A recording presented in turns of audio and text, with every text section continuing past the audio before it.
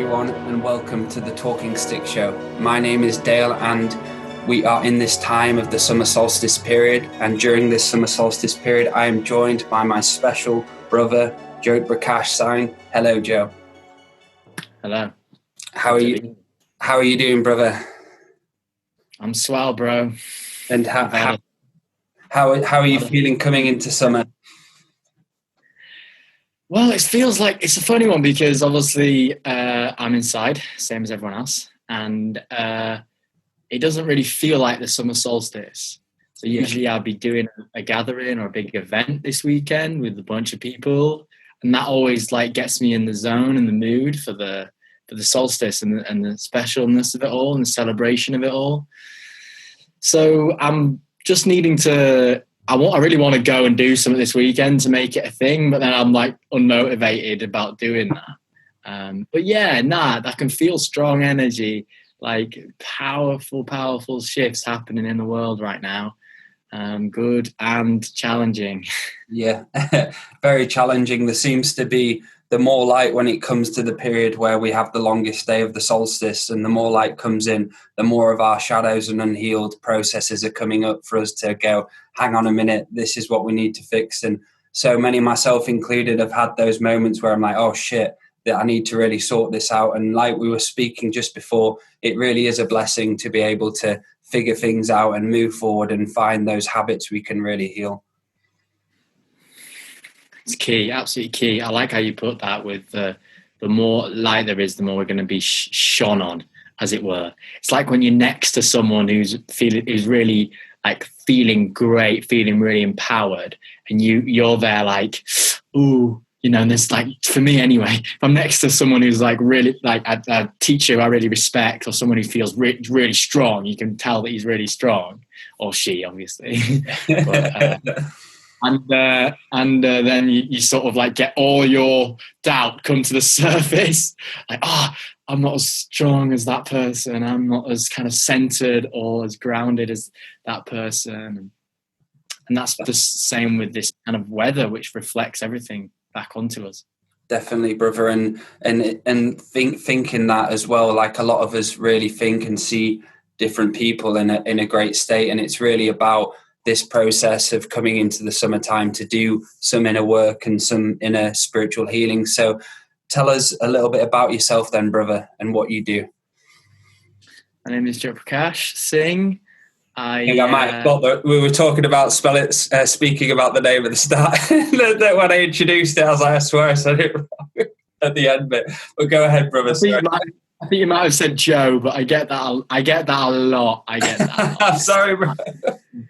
No, it's a high level name, so it's a tough one. I actually changed my name when I was 18, and that's part of my story. I started teacher training, Kundalini yoga teacher training at the age of 18. I'd just come out of college. I did a course in drama. I was a very dramatic young man in my home life as well as in my college life. And I applied to drama school. I wanted to go to drama school. I had this dream of being an actor, like most of the people in my class, and didn't get in. My heart wasn't in it though. There was something that I wasn't fully invested in going to drama school, and they know that. Like they can tell that in the auditions. They only accept 15 out of 1,000 people, so they must have known that my heart wasn't really in it for some reason. And this only became clear to me later on. When I stayed at home for a while, I decided not to go traveling in the end. I was thinking about traveling. I was thinking about gap year. I was thinking all this stuff. I just decided to just keep my roots here in Little York and just see what was going to happen. Just it felt right. And then all of a sudden, I got the opportunity to have a free place on this Kundalini yoga training. My mum has been a yoga Kundalini teacher for 11 years prior to that. And so I'd been around it a lot. It's been a big part of my childhood growing up. The mantras, the breathing, the exercises. I joined her bits and pieces, but it was always her thing. And I was like, that's mum's thing. It's a bit weird, bit don't really like it that much, but if the parents do it, that it's weird and we don't like it. The resentment when we grow up. Yeah, which is funny how then I went for it, and there's really where my life really changed and changed direction. Partly that was inspired from an experience I had just a couple of months before starting my training. I had what you might call a Kundalini awakening, and it happened way too quickly. So it was like the doctors call it psychosis. I prefer to call it the big trip, because it was just the craziest time of my life, and probably will be the craziest time of my life till the day I die. I was basically smoking quite a bit of weed at that time, and like I know the science of it now, but back then it was just this crazy thing that happened to me. And what it does is, like, obviously it opens your energy up, and it was the first time I ever smoked in public at college, actually. And I remember just literally having the tiniest little bit, but I had this I was wired high from being a kid, you know. Maybe that was because I was around this Kundalini energy, this Kundalini vibration. But every time I only needed a tiny bit, you know, my friends would do loads and I would just have a little bit and I'd be like off the face of the earth. And so I did it in public for the first time, and I was walking back to college, and I remember your classic spiritual awakening happening, where I just colours exploded at me. I could hear people from across the road. I was just like totally, I remember thinking, oh, this world is so grey. Why does it have to be so grey? And these people walking into college all looking kind of sad and whatever. And there followed basically like 2 weeks of this kind of like energy kept rising within me, and I was barely sleeping, barely eating, just doing these crazy things that I used to be really scared about doing, like playing guitar in the middle of college and singing just randomly, just bursting into song, all this stuff, until, because it was a kind of, the energy was rising way too quickly. My nervous system wasn't ready for that. And so then what goes up must come down.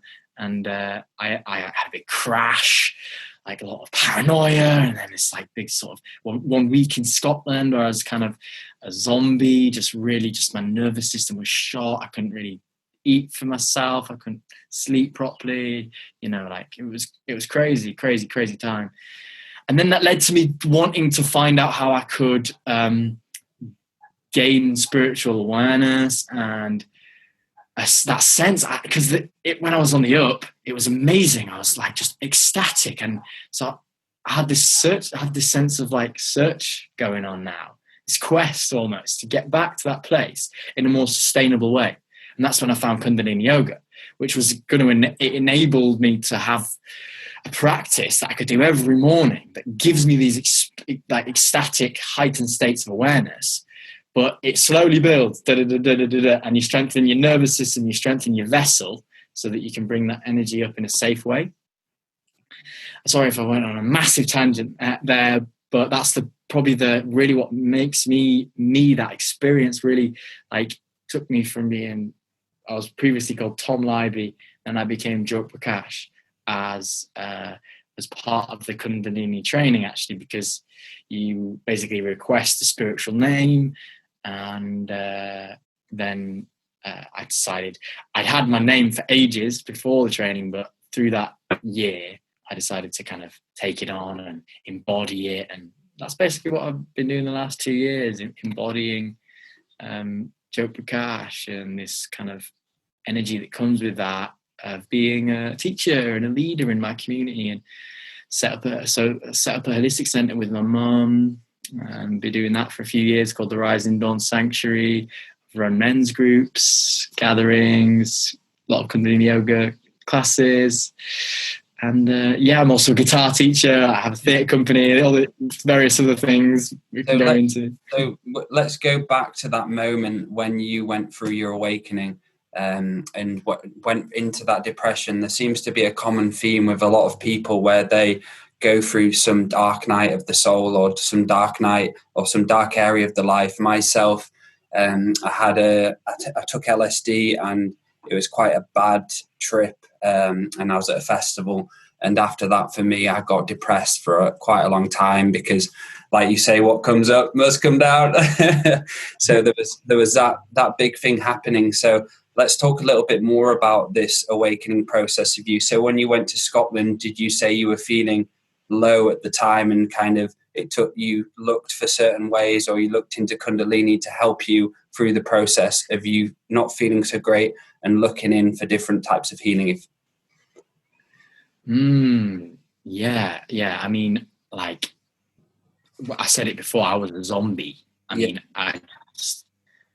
one time I was in this house in Scotland, and luckily we were planning on going on holiday anyway. So we had this kind of space where I could go and be around lots of trees and walking on the beaches, stuff like that.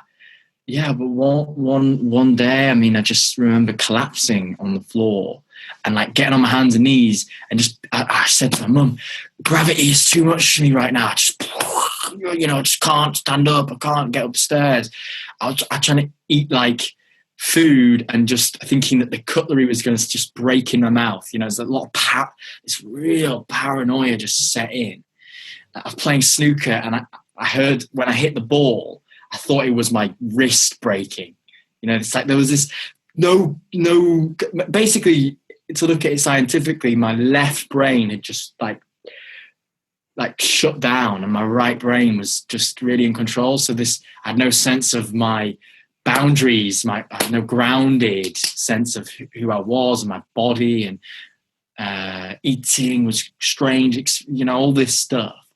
So basically, my mum was very, very helpful in this time. She got me on juices. I was drinking carrot and ginger juice, really grounding. Basically, I was up there, my energy was up there, and I needed to bring myself down to earth. So we were doing so many things, just anything that you can think of that's grounding, I was on it, Kept the carrot and ginger juice every single morning, eating regularly, just like good root vegetables. I was eating meat at the time, but I mean, I'm a vegan now, and you can do this. If you're struggling to ground, you can. For the listeners, you can do it with root vegetables. Good sort of anything that grows close to the ground, really, because you want that earth energy, which is like I had no earth energy. I was all ether, and walking barefoot outside on the beaches, on grass. I just was barefoot everywhere. I actually tied mum tied a turban on my head every morning, because the turban creates a bit of a comforting effect on the brain, and it just kind of like brings your energy down. It's sort of it filters. When I wear my cap, I love wearing my cap. I haven't worn it today, but I usually wear my cap majority 80% of my life during the day. I've got my cap on. Nice. Yeah, man. Yeah, no, it's like this. When you get stressed and you put your hands on your head, like squeeze your head. It's like we naturally do it, don't we? Yeah. And the turban is just doing that all the time. So it's like keeping that pressure there, just containing your brain. So the head together. So there was that time it felt like you died, and I feel a lot of people go through that process where they die in their old self dies in every single way, shape or form. They go into paranoia or some negative thought forms, and there comes a time for people to be able to go, hang on a minute, the TV's not going to help me. Hang on a minute, this college isn't going to help me. What I'm doing, something which I'm not happy about. So it's like you found your own heart, and it's beautiful to hear that your mum has set something up for you to pass on to the future generations, and it's nice to see that for your mum to pass on her knowledge and her wisdom to you, kind of like passing on the torch of eldership. So going to the Kundalini. So for those listening who don't understand what Kundalini is, can you explain a little bit about the Kundalini? Yeah, the energy itself is also called creative potential. So it is an energy that resides at the bottom of the spine. It relates to our spinal fluid. In scientific terms, it's the spinal fluid that sits at the bottom of the spine. And essentially, if we want awakening of some sort, it's basically that energy starts to circulate up the spine, which is called the Shushmuna, okay, the central energy channel. And Kundalini yoga is basically a bunch of different practices taken from all sorts of yoga. You know, it's like there's physical yoga, the asanas, there's, you know, chanting, bhakti, devotional practice in there, there's meditative practices, there's the Dharma in there as well, Dharma being like a way of life, you know, really, it's not just something you go to once a week, really. Yeah. It's something that can become a way. You can go to it once a week, of course, but if you want to, you can really dive deep, and it becomes a way of life, you know. And so we do the physical, and it's often exercises are done for long periods of time, with breath and with mantra, sometimes all at the same time, which really helps to just kind of focus the mind, and also that long extended holds. So you might do a posture or exercise for 31 or 62 minutes. All right, it's a marathon, and it's like not a quick fix. It's a proper marathon. Sometimes doesn't have to be every time, but sometimes it can be like but by having that long period of time, you're really working on the nervous system. So you're not working on the muscles. It like switches. At some point, it switches from being a muscular kind of exertion, working with the muscular system, to actually just working with your nerves are the only thing that's keeping you going. You know, it's like you'll start to shake. You'll think that you have to quit like multiple times throughout an exercise, but it's magical how if you just hold it for a second longer, your nerves just adjust around the posture and keep you going. But if the mind starts to get involved, you're a goner. Yeah. And that's it, the endurance game.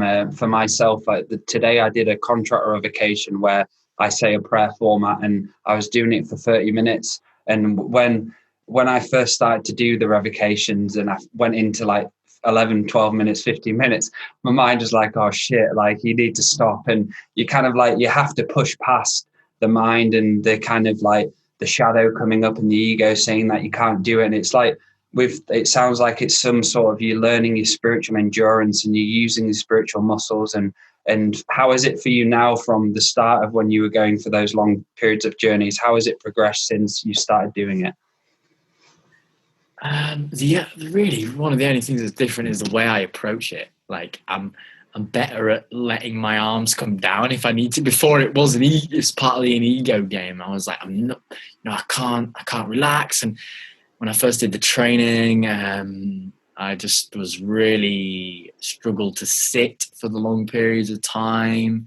And I wouldn't let myself have a cushion because I was like, it's like I want to be able to sit and stuff like this. And now if I need to sit on a cushion for a long meditation, I'll just get myself really comfy, and kind of there's more yin energy in there. There's more of like this feminine, like looking after myself in there. But then, that more balance because I still do the kind of like fiery practice, definitely. And I've seen you on Facebook in the morning. I've gone on and I've seen you doing some live streams. Can you just explain a little bit about what you're doing in those mornings? Sadhana is the morning practice. Sadhana means spiritual discipline. And we get up at 4 a.m. So when we're not doing the live streams, we're up at 3 a.m. And I get up, I get myself into the bathroom, I do various different, like it's a ritual. It's really the whole thing is a ritual. And do some wake up exercises, get the blood flowing, get in the cold shower, and then you put on your whites, and because you dress, it's supposedly that you are dressing as if you were getting married to God. That's the idea, like getting married to your higher self. So you dress and you get into the room. Start at 4 a.m., 5 a.m. It starts with a little prayer, then physical practice, then we do a little relaxation, and then an hour of mantras usually. So play the guitar, do the mantras, and sadhana will change your life. It's like everything that happens in my day is if I've done sadhana, I'm mentally, physically, spiritually prepared for it, ready for it. It doesn't faze me as much as it would if I wasn't doing the sadhana. Yeah. And those spiritual practices are... It's like the sadhana is the hardest thing you'll have to do in your day. Say again?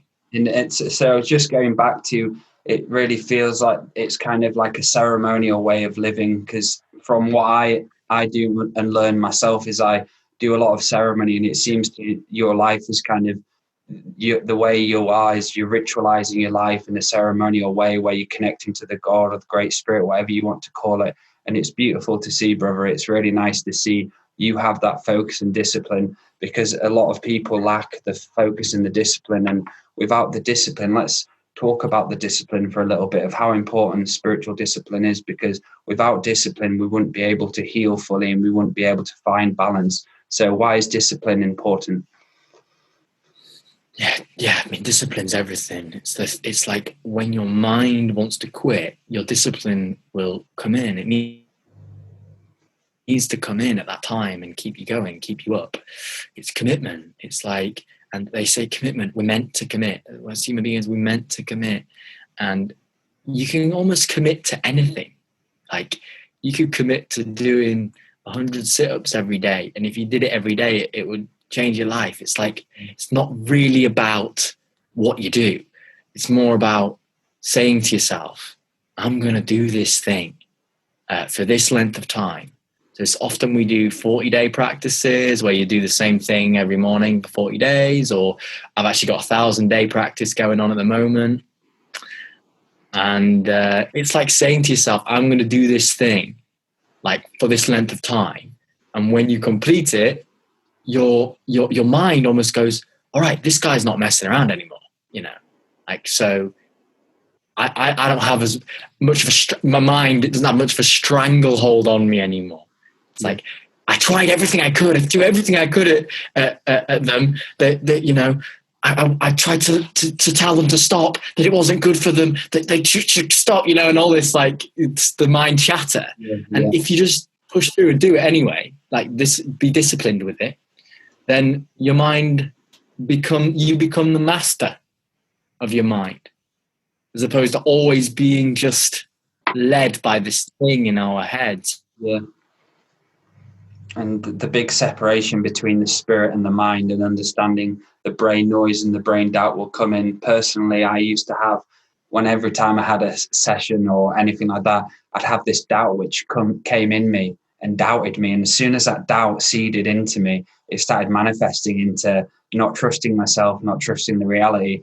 And like you said, the discipline for me has really helped me without doing the meditations daily, without doing the ceremonies once every few weeks or once a week, depends what week it is. It's really helped me, like you say, switch the mind off and kind of get used to using my own spirituality muscles, my own heart, my own awareness, and really saying, hang on a minute, now is the time I'm doing the healing, and it's the time the mind, tell the mind to basically F off, fuck off, mind.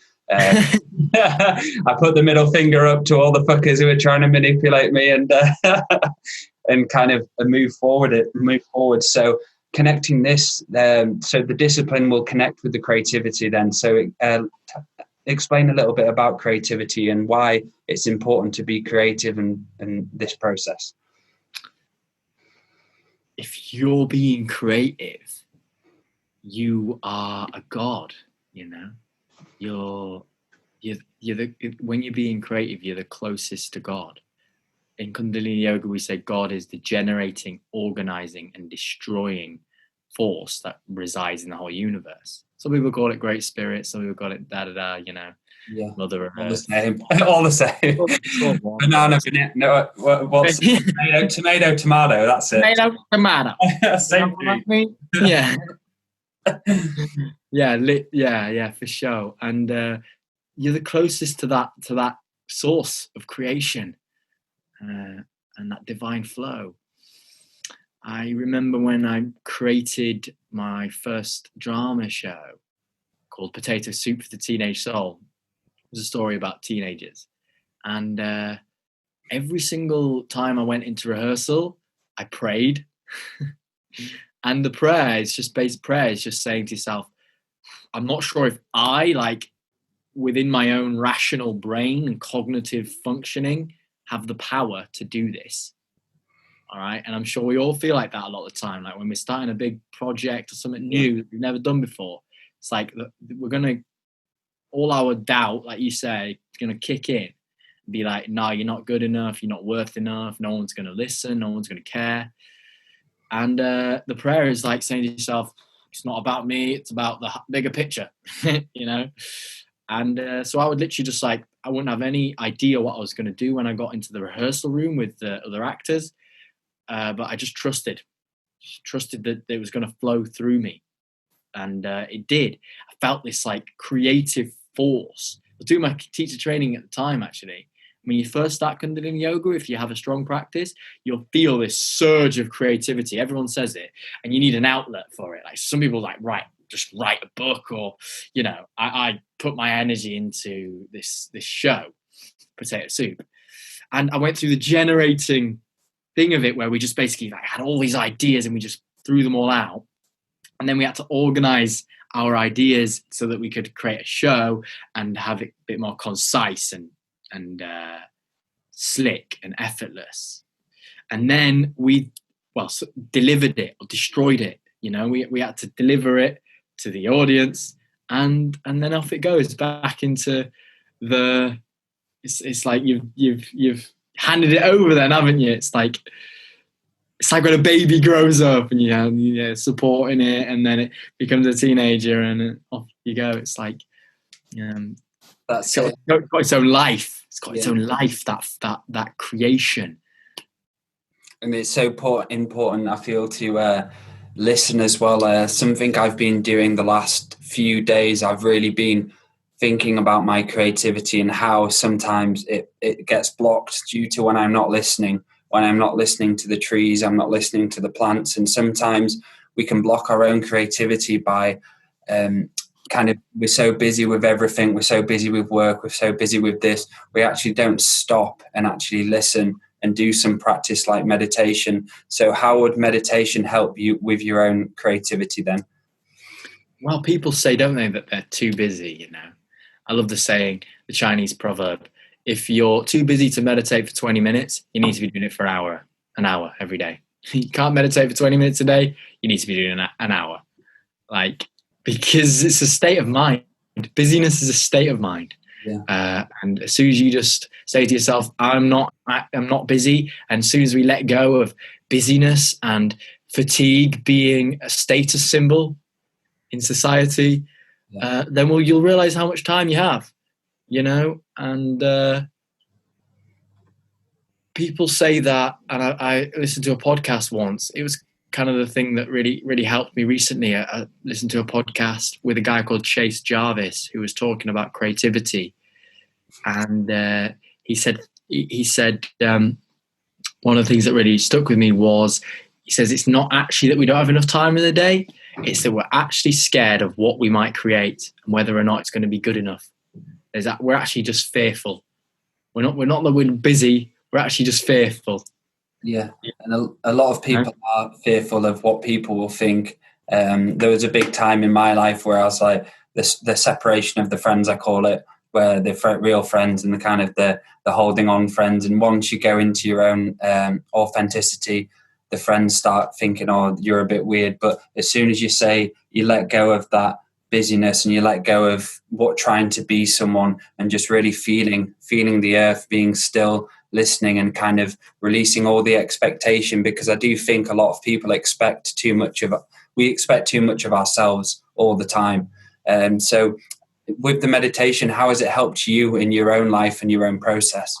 Yeah. With the meditation is that time away from those doubting Thomases,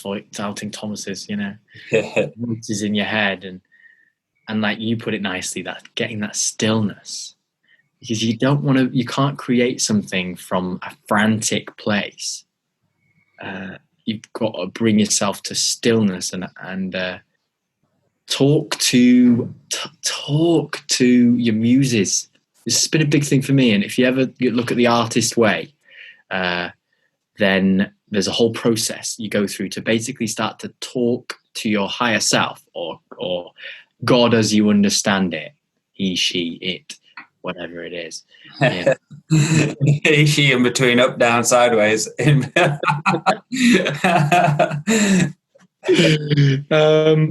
talk to your muses, that kind of like the things that inspire you to be creative. It starts with a question, guys. It doesn't start by sitting down and getting a pen. It starts by saying to yourself and putting it out there. What do I need to create? What's going to serve me and my and people around me? What's there for me to? It's like the creation's just hanging there, and we just have to just tune into it and grab it. That's beautiful. And so, yeah, it's like the creation's there, and as soon as we tune in for our own heart, for our own self-awareness, we can be more aware of the universe and more aware of the song of the universe through the trees, through the plants, through the animals. For me, it's a big process of really, the ego tends to stop us as well from really creating what we can create in our true expression of our soul. So say if you have someone in the guitar flow or in using a handpan or something like that, if you notice, sometimes people go into a really deep flow where they're expressing full creativity and their ego's not there, the higher self's working with them in that moment. So talking about musical instruments, so how has that inspired you with your own creativity? And it sounds like you do play quite a few instruments. Yeah, I've got guitar and play a bit of piano, a bit of saxophone, a bit of ukulele, but everyone plays ukulele. But mainly the guitar. It's music just does something magical to us. It's like that, you just kind of.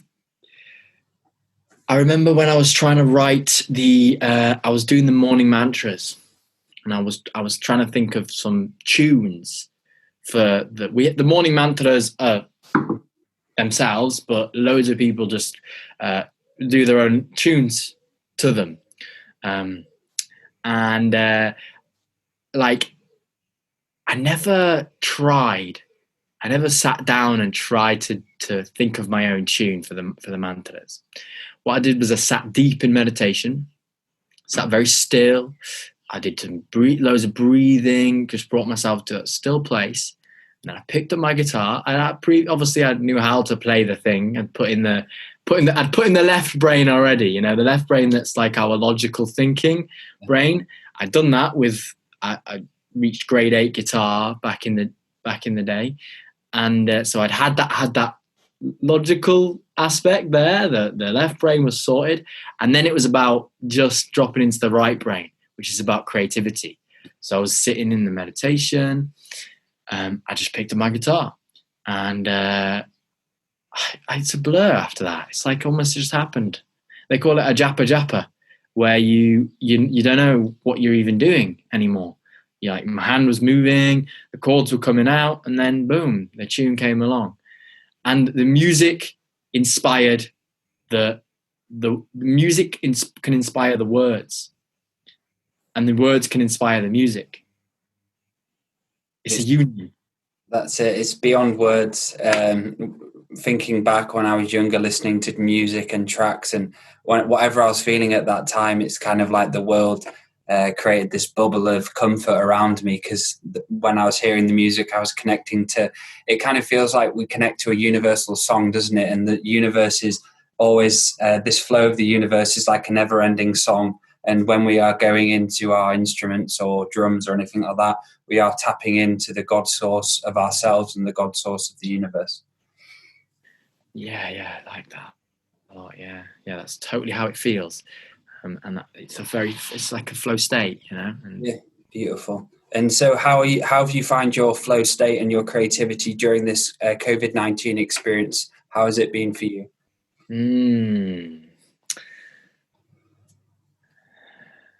Pretty magical for me.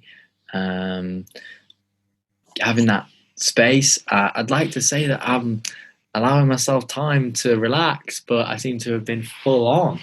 For me, I've been busy, you know, busier than ever. It's really funny. I said busyness is a state of mind, so I'm probably doing it to myself. Yeah, I've been busy. I've been creating. It was after I listened to that podcast actually, and it was a podcast on Rich. If anyone wants to listen to it, it's Chase Jarvis, "Creativity as Our Birthright." Spotify, anywhere. It's on Rich Roll's podcast. He's interviewing Chase, and check that out. It's good. And so after I listened to that podcast, I had this surge of inspiration to start writing a book. The three, I love these. The three things he shares in the podcast. You know, it's like, number one, creativity is your birthright. You were built to be a creative being. Number two, it's a product, not a process. So it's not about even having a finished product. It's just going into the journey of it. And that really helped me let go of some doubt and all that stuff, you know. Yeah. And it's like creativity is all around us, and we just need to tune into it. And connecting as well, connecting the inner child to the creativity. What does the inner child hold within us, and how can we learn from the children? Because for the children, when we look at them, it seems to be they're in that mode of creativity at all time, and because they're full on innocence and really here. So what's your take on the inner child and the inner child healing? Yeah, that's really poignant that you said that, because as part of the process of writing this book, I've been going back into my childhood years. So the book is a story of my life, really. And whether anyone reads it or not, oh well, it's been an amazing healing process already. You know, and that's the kind of attitude you have to bring to everything that you create. Yeah. So the four SWs, some will, some won't, so what, someone's waiting. And to bring that, like, I'm creating for the sake of creating. There's no agenda, I'm not thinking about the end right now. I'm just there every single morning. So you have to be there every single day. All right. It's like if you're creating something, you got to show up every day and put it into your routine and get 20 minutes in there. Do your morning pages, 3 pages of freehand writing. Just get yourself out of yourself for once. Get your head to just relax. And I'm saying that, but I'm still really struggling with that. Like, I'll go and I'll just sit there for a while, not knowing what to write and get writer's block. But I have systems to bring me back. You know, like I might put some incense on, or draw an angel card, or meditate for a while, put brainwaves on, like tools that get yourself back in. Don't just give up when it starts to get hard. And what happened before writing the book, I started a 40-day online course for healing addictions, and it was Kundalini yoga course, and I set my own intentions as well for the course. And my intention for the course was to stop procrastinating on what is what I need to be doing creatively right now, you know. And on the 40th day of the course, I started writing the book. Yes. Right on the end of the course. So it was we do 40-day course. It was like, boom, started writing the thing. And that was kind of like only a couple of weeks into lockdown. And so I've been going for maybe a couple of months now. I've been there every morning writing something. Beautiful. Even if I think it's crap, And that it's important to write. Myself, I've got my own journal, and for me to really, it connects to creativity as well, because when you journal or when you record yourself, you can really hear your own creativity, and it really inspires me when I'm writing about certain situations or habits or anything which has held me back. And I look back years and years ago, and I'll read the journal, and I look back and go, holy shit, who was that person? And I think for everyone to do this writing in this creative process, you can really have a marker stone in time for your progression. And it's like everyone has their own creative story to share to the earth and to share to the people, because we are manifesting spiritual co-creators who can choose to be in our source frequency whenever we choose. So going back to the childhood brother, so what do you feel that the children have for us? What can we learn from our children, and what can we do to heal the past, inner child hurt, so on and so forth? Yeah, gosh, I mean, we need to let our children play more and be more and more free. I was home educated, and I had a lot of freedom there. I really put that down to, I really owe it to the home education, the stuff that I'm doing now. I mean, I'm 21 and I've got my own. I'm self-employed. I've got my career. I've got my life journey, purpose, really on lock at the moment, and it changes all the time. But it's that kind of that freedom to express myself has always been there. Freedom to my mum's a therapist, so she always let us be emotional when we needed to be. Yeah. I see kids nowadays with their parents, and there's this kind of like, put a lid on it, we're busy, or you stop crying, you need to stop crying, we'll put you in a cot. And so I'm all about autonomous learning with children, which is where you let the kid decide how and what they want to learn. Beautiful. Yeah, and it's like that was what we got when we were younger. We got a chance to decide. So if we weren't in a curriculum, we weren't following the school guidelines, we would come to mum and be like, Mum, I heard this thing about, I want to learn a bit of geography today. I read all the time. So I was like, oh, what does this word mean? And it just all soaked in. But then I was like doing things that everyone told me when I went back to school. All my friends were like, well, what are you going to do for a proper career? You can't do this. Because when I was home educated, I learned how to do stuff like juggle, do magic tricks, play the guitar, act. I'd put on shows for my family, things like that.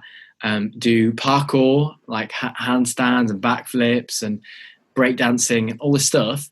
And later on in life, I've done things like kids entertainment, where I needed to juggle and do magic tricks. I've a parkour coach, a guitar teacher. I've done the dancing and the acting in a show, in the show that I created, as I spoke of yesterday. Not yesterday, earlier on in the thing. But all these things that people said, well, that won't be helpful in your career, became things that I earned money from, that I still continue to earn money from, and they are my career. So how do we know? How can we define what's going to actually help us in our career? Definitely. So let them learn everything that they want to learn. And it seems like the world's kind of bringing the innocence out of the inner child. For me, I'd like to see a child be able to just play and be a child till like the age of 9, maybe 10, where they're learning instruments, so on and so forth.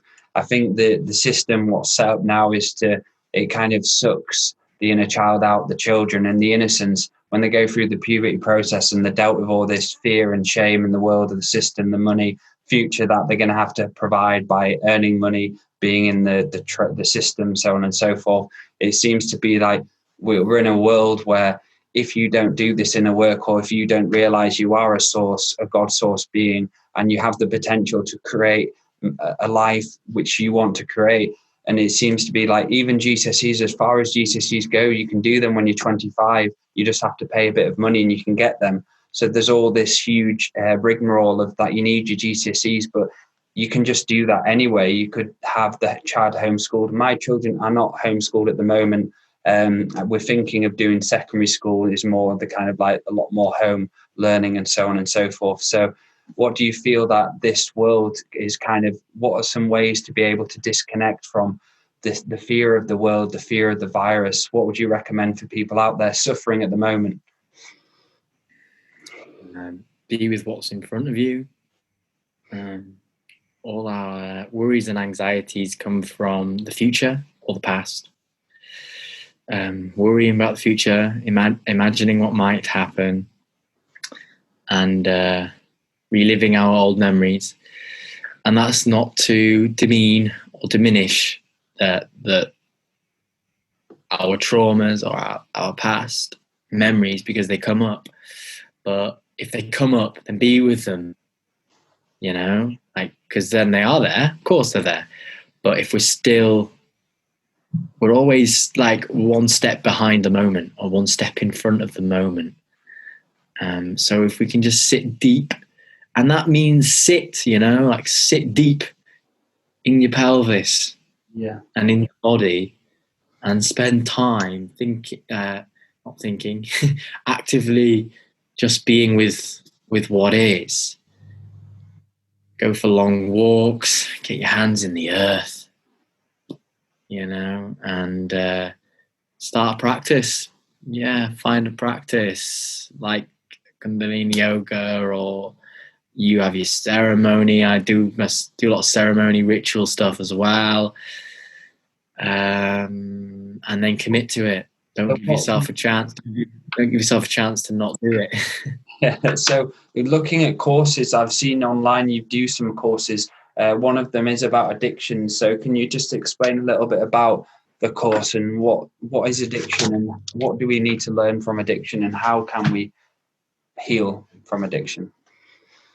Yeah, wonderful questions. All really, really pertinent at the moment as everyone's addictions are coming to the surface.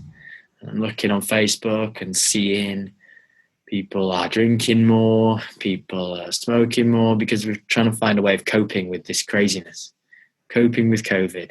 And you can hashtag that. Hashtag. Get across the bottom of this.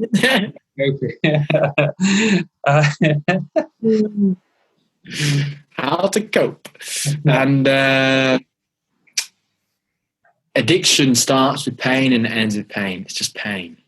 So the 5-step addiction cycle, the cycle of addictions is we've fallen into some pain in our lives. Some things cause us pain, or we're reliving past pain. And that then leads to us searching for some respite from the pain. So we go into finding something that gives us a brief moment of freedom from that pain, which then leads into shame about what's happened, or guilt, or a feeling of that after effect after you've had a load of chocolate, or you've watched too much porn or Netflix, or had too much to drink. And then we're in shame about what we've done, which then leads to us reaching out again for something else, which then leads to more pain, and we're back at the start. So how do we get out of that cycle? It's like a wheel that gathers momentum. The more energy we invest in our addiction, the more it's going to have gathered momentum. And if that thing is snowballing down the hill right now and you're feeling totally trapped in it, the first thing to do, which is part of the 12-step program for healing these addictions, which is what I use as part of the courses. So we do a 40-day course. It takes 40 days to break a habit. We combine it with Kundalini yoga, and each class, I do 12 classes. Each class is based on 12 steps.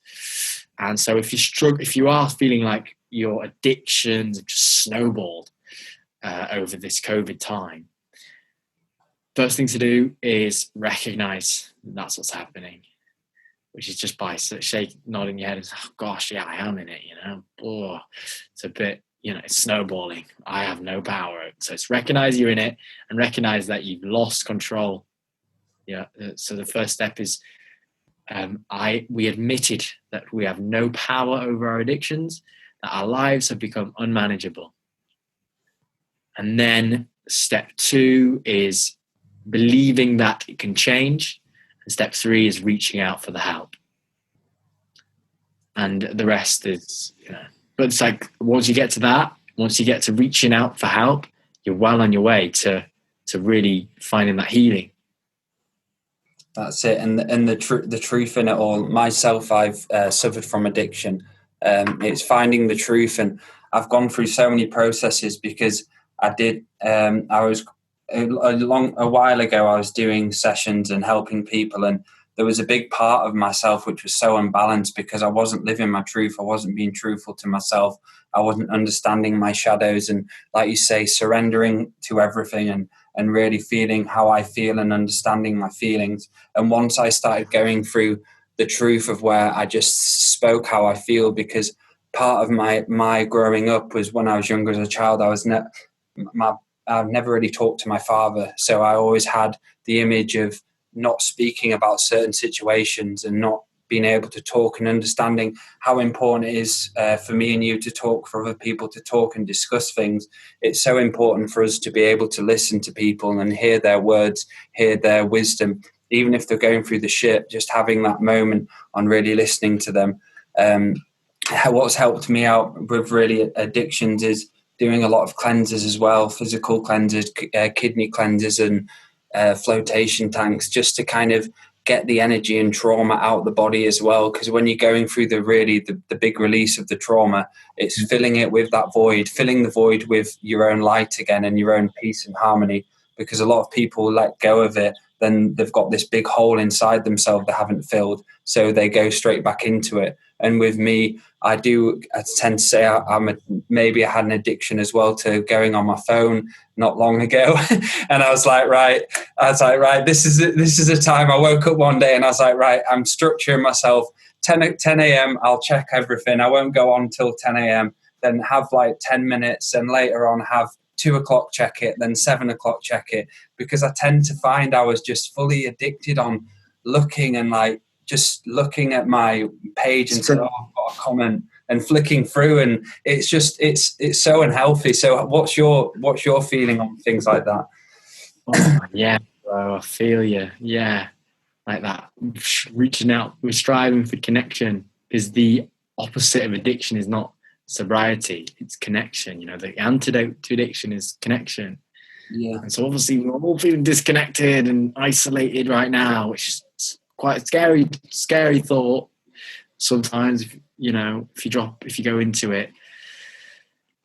And we need to find that connection again. And we're all here for each other. And so you've run some brotherhood groups as well. So things like those, why are those important for men and for women as well? Well, we're going onto our phones for a positive reason. It's beautiful. Every time I check my phone now, I've got a bunch of messages from my brotherhood. I'm running a course with a group of guys. It's a Kundalini yoga course again, and we do classes every week, and we sharing circles every week. But we also have a support group that's going along, and we just all sharing by voice messages through WhatsApp the stuff that's going on for us. And you can feel yourself as you're pressing that button to just record a message. There's just a likeness of being that seems to descend into you when you just talking. Yeah. And sharing. It's beautiful. It's amazing.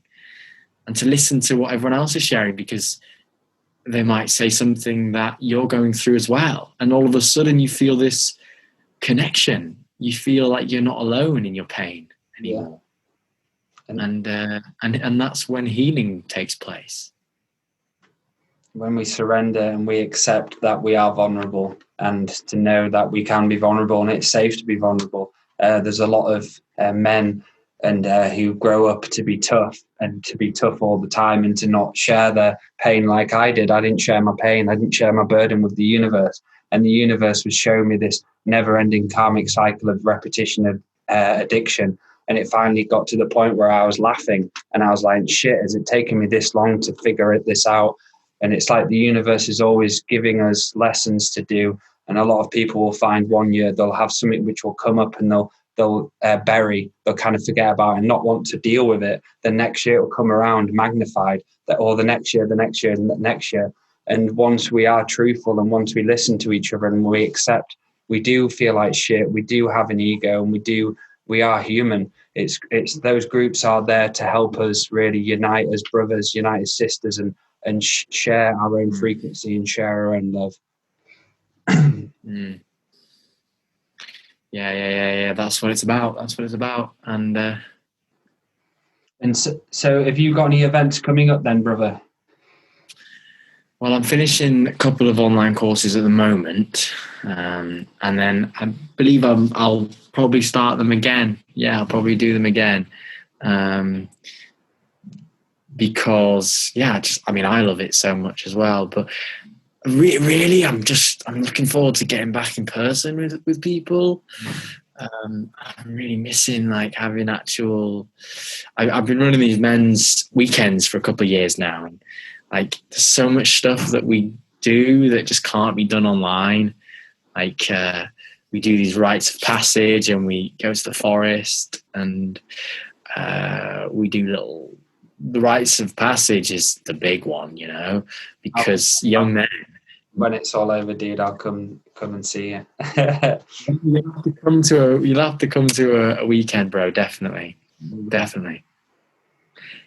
And this thing of like giving men a rite of passage, and the rite of passage is basically the kids in the tribe, the young men in the tribe, will be taken out to the forest for a couple of days, and they just do like some physically challenging things. They'd hang out with the elder men, they'd get all this wisdom from the elders, and then they'd be told, like, you're no longer a boy.